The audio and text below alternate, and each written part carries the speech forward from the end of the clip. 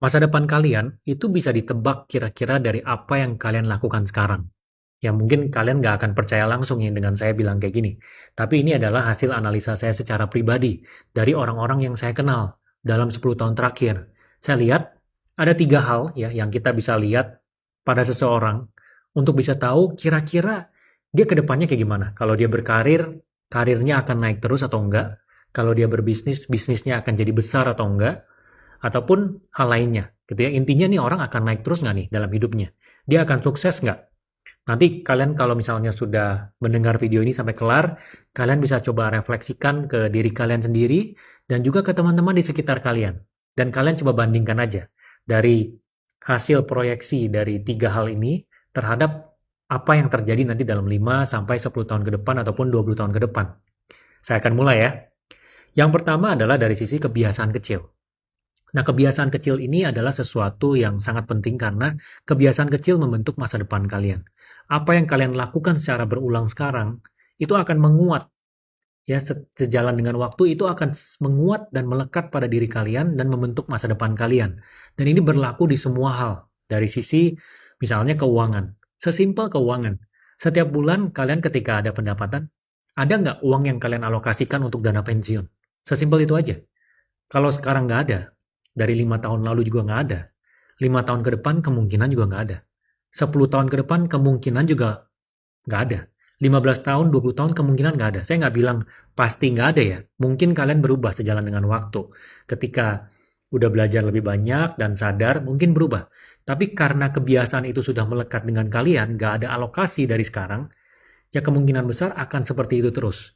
Dan kalau ini dilanjutkan sampai ujung, dari satu kebiasaan kecil ini, mungkin kalian sampai di ujung, itu mungkin nggak ada dana untuk hidup di masa pensiun. Jadinya harus bergantung ke anak. Ya, anaknya jadi ada beban harus hidupin kalian. Ini satu kemungkinan. Baru dari satu kebiasaan kecil terkait dengan keuangan. Kemudian selanjutnya adalah dari sisi kebiasaan menolak. Nah, bisa nggak kalian menolak apa yang kalian nggak mau lakukan? Ya, misalnya nih ya, dari hal sesimpel misalnya teman kalian ngajak kalian pergi diving weekend ini. 3 hari, yuk kita pergi ke Bali, kita diving. Kalian nggak mau pergi, karena kalian nggak ada duitnya, dan kalian juga nggak ngerasa, ngapain sih pergi ngabisin waktu aja. Bisa nggak kalian nolak? Kalau kalian bisa nolak dengan tegas, oh, gue nggak mau pergi karena gue mau ngirit dan gue nggak suka diving. Good for you. Tapi nggak semua orang bisa nolak. Ya, nggak enak gitu. Nggak keluar dari mulut untuk bilang nggak bisa. Nah, ini sangat penting. Karena walaupun ini hal yang kecil, Pak, ini mah hal kecil, cuman pergi weekend doang. Saya nggak bisa nolak ya, sesuatu yang masih oke lah, karena ini kan hal yang kecil. Nggak kayak gitu. Ini hal yang kecil. Ketika hal-hal kecil ini numpuk dan melekat pada kalian, kalian nggak akan bisa nolak di hal yang besar. Ya, nanti ada hal-hal besar dalam hidup yang datang ke kalian yang harus kalian tolak, yang mungkin bisa membahayakan kalian atau merugikan kalian, tapi karena nggak bisa nolak, kebiasaannya sudah melekat dari muda, akhirnya kalian nggak tolak. Dan itu jadinya merugikan kalian dalam hidup. Nah, ini satu lagi. Hal yang kecil ya, hanya dari sisi menolak orang lain terhadap sesuatu yang kita nggak mau. Kemudian ada lagi dari sisi mengambil resiko. Kalian tipenya bisa ngambil resiko nggak dari sekarang? Ya misalnya kalian baru umur 20, terus kemarin ada peluang sama teman untuk memulai satu bisnis yang menurut kalian ini akan menghasilkan nih bisnisnya. Tapi kalian nggak berani. Kalian ngerasa, gue masih umur 20-an, nanti dulu deh, tunggu umur 30-an baru ambil resiko. Ya kalian merasa, sekarang jangan bisnis dulu, nanti aja bisnisnya. Ngerasanya seperti itu. Nah, ini satu kebiasaan kecil yang juga akan menguat sejalan dengan waktu. Kalau misalnya dari sekarang dipelihara, nggak berani ambil resiko, umur 30 apalagi ketika kalian sudah menikah, itu lebih takut lagi ngambil resiko, karena nanti sudah ada anak, ada tanggungan, ya istri anak harus makan di rumah, belum lagi ada orang tua. Kalau misalnya keluar dari pekerjaan, nggak stabil, kemampuan mengambil resikonya juga udah nggak ada mungkin. Keberaniannya juga semakin menciut karena sudah diperkuat dari saat muda. Jadi, ini setiap orang menurut saya harus merefleksikan kebiasaan-kebiasaan kecil yang dia lakukan setiap hari di segala bidang. Jadi ketika kalian melakukan suatu aktivitas tertentu, coba refleksikan. Hal ini dalam 10 tahun sampai 20 tahun ke depan ada implikasi buruknya nggak? Bisa dirubah nggak? Ya, sesimpel itu dari hal-hal yang kecil. Kemudian hal selanjutnya yang menurut saya bisa kita lihat dari seseorang ya untuk bisa memproyeksikan masa depannya, itu adalah dari sisi teman-temannya. Ya, siapa orang-orang yang paling dekat dengan dia? Ya, 5 sampai 8 orang terdekatnya. Ya, mungkin kalian juga sering dengar pepatahnya yang mengatakan your network is your net worth.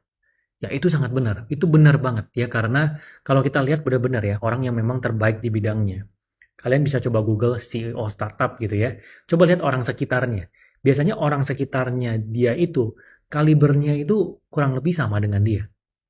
Ya, pebisnis ataupun pekerja yang karirnya bagus, itu biasanya orang sekitarnya yang di dalam lingkarannya dia, itu juga orang-orang yang tajam gitu dalam karirnya. Dan ini benar-benar sangat berpengaruh. Kenapa? Karena orang sekitar itu bisa memengaruhi banyak hal. Dari sisi ilmu kepala, ya kalau orang-orang sekitar kalian adalah orang-orang yang berkualitas di dalam bidangnya, otomatis ilmu dan pengalaman yang masuk ke dalam kepala kalian adalah yang berkualitas juga. Peluang bisnis, kalau dalam konteks bisnis, ya kalau teman-teman kalian orang-orang yang berkualitas, ngomongin ide berkualitas, mereka juga yang kerja keras, berambisi, cari ide baru, peluang bisnis yang datang ke kalian itu juga semuanya akan berkualitas. Gitu ya. Ini sampai dengan alam bawah sadar kalian. Ya, jadi ini juga saya pernah bahas di video lain. Kalau misalnya orang sekitar kita semuanya berambisi, ya banyak pencapaian ya, teman-teman dekat kita, itu kita akan terpacu untuk mau coba untuk majuin diri kita. Kita akan secara alam bawah sadar itu merasa dia bisa, berarti kita juga bisa nih, dia karena dia teman dekat kita. Gitu. Jadi dari seseorang punya teman dekat itu juga bisa kelihatan kira-kira nih orang ke depannya akan seperti apa. Karena pengaruhnya sangat banyak gitu ya, sampai dengan peluang yang dia bisa dapatkan. Kemudian hal yang ketiga yang bisa kita lihat dari seseorang ya untuk melihat masa depannya dia itu adalah dari sisi konsumsi waktunya. Jadi seseorang itu di luar waktu utamanya dia ngapain sih?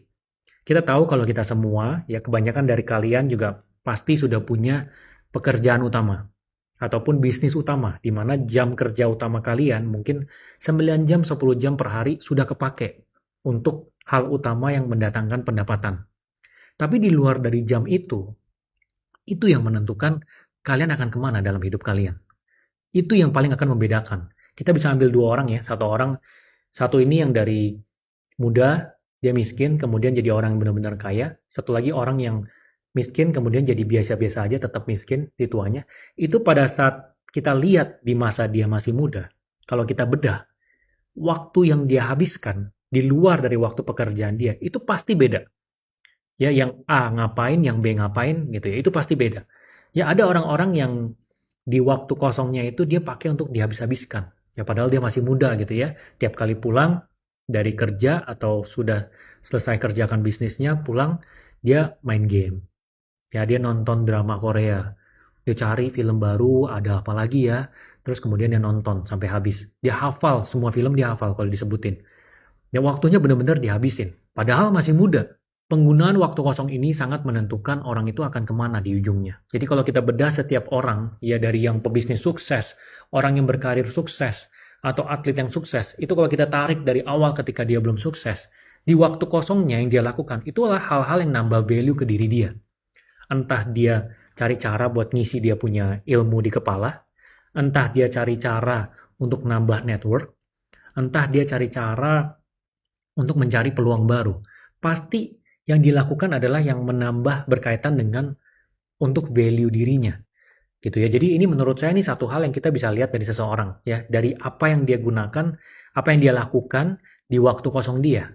Oke, saya rangkum lagi ya. Jadi ada 3 hal secara total yang bisa kalian lihat ataupun refleksikan juga ke diri kalian untuk melihat kira-kira ujungnya nih seseorang akan menjadi apa. Ya, kalian bisa coba nanti cek ke teman-teman kalian. Pertama dari sisi kebiasaan kecil, hal-hal kecil yang dia lakukan dari segala aspek, dari keuangannya, kemudian dari sisi dia punya sifat karakternya seperti apa, berani mengambil resiko atau enggak. Ya, kemudian dia ketika ada masalah orangnya seperti apa, bisa nahan pressure atau enggak, itu akan kelihatan. Yang kedua adalah dari sisi teman baru. Dari tahun ke tahun ini nambah teman baru nggak sih? Teman-temannya dia tuh seperti apa sih sekarang? Lingkarannya seperti apa? Coba dibandingin. 5 tahun lalu sama sekarang. Ya, orang yang kamu analisa ini seperti apa? Atau diri kamu sendiri. 5 tahun lalu sama sekarang, teman kamu tuh seperti apa? Sampai dengan sekarang yang paling dekatnya. Itu akan kira-kira ketahuan ujungnya seperti apa. Kemudian yang ketiga ada dari sisi konsumsi waktu. Ya, jadi di luar dari waktu utama kalian, itu kalian ngapain sih? Ya, seseorang itu Yang membedakan yang benar-benar sukses sama yang nggak sukses itu yang dilakukan di waktu di luar waktu utama, terutama pada saat mereka masih belum menjadi apa-apa.